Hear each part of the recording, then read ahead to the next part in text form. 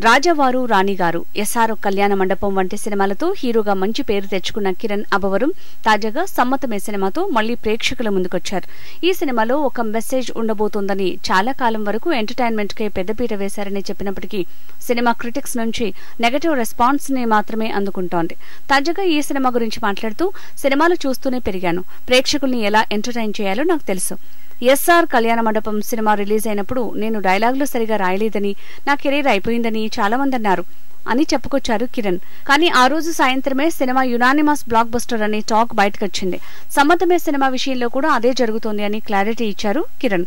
సమ్మతమే ఒక చిన్న simple point చుట్టూ తిరుగుతుంది, కానీ మేము దాన్ని చాలా బాగా నరేట్ చేశాం.